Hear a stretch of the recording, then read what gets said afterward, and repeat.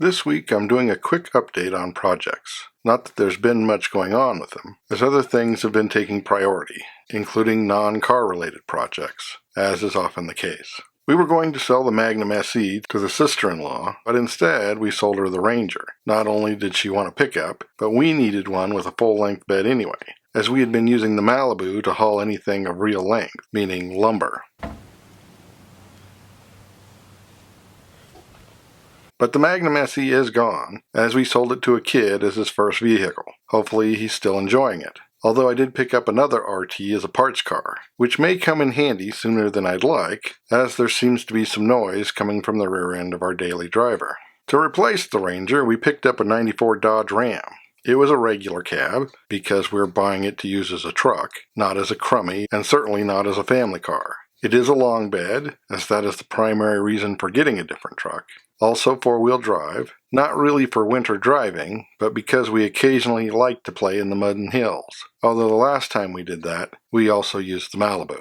The Ram is from that transition period where it has automatic locking hubs and limited shift on the fly, but still has the giant lever on the floor. We would have preferred a manual, but we settled for an automatic because, used. It's a half-ton with 5.2-liter Magnum V8, which for us old-timers is a 318 with fuel injection. Not a heavy hauler, but plenty for the kind of things we haul. Mileage isn't great, but with a 35-gallon fuel tank, maximum range is well over 500 miles. This particular truck was an old farm truck from Central Oregon, Burns specifically, with a heavy welded steel rack in the back and a block heater. Paint job looks good from a distance, but up close it's clearly a combination of paint can and roller.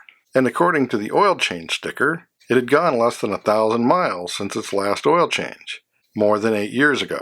So everything was flushed and replaced with new fluids.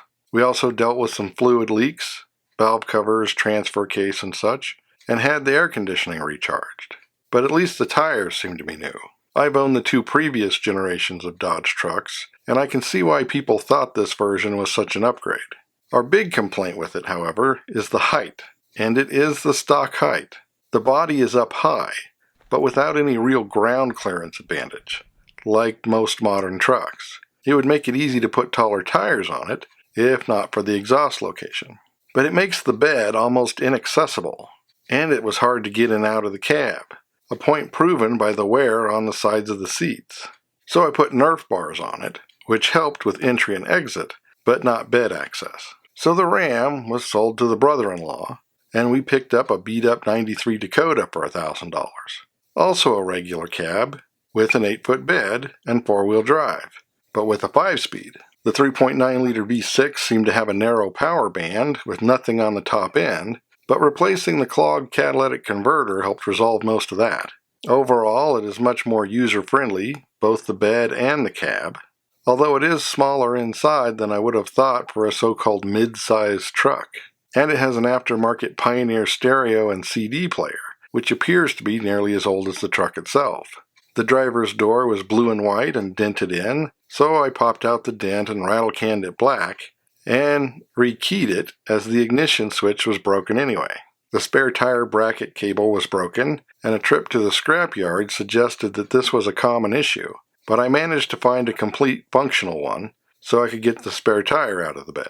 It has rear air shocks, but they are separated from one another, so I may change that to a single line. The rear bumper is pretty tweaked, which I may or may not do anything about. It is missing one hubcap and a beauty ring, which I haven't been able to find yet. The windshield wiper arm had popped off. I put it back together, but the clip is going to need to be replaced sooner or later. And the list goes on. It is a $1,000 pickup, and it is intended to be used mostly as just a work truck, so it's not really a priority on the list of things to do. My project for last winter, the front seat on the Plymouth, has mostly been ignored, as has the Plymouth as a whole. Actually, I did take the seat out and apart so I could make a pattern, and when I had said before that the original foam had turned to dust, I mean that quite literally, although a few bigger chunks still remain. Perhaps this winter I will prove to be more productive with it, but the long periods of sitting certainly aren't doing it any good. And I got tired of buying replacement rubber battery brackets for it every couple of years, so I tried to print one, which works okay, but I could have designed it better. so I will most likely redo that again at some point. While the Ford Country Squire has been completely untouched, which is very disappointing, but we have done a few things on the Malibu, including having the air conditioning updated and charged, and we replaced the windshield washer motor.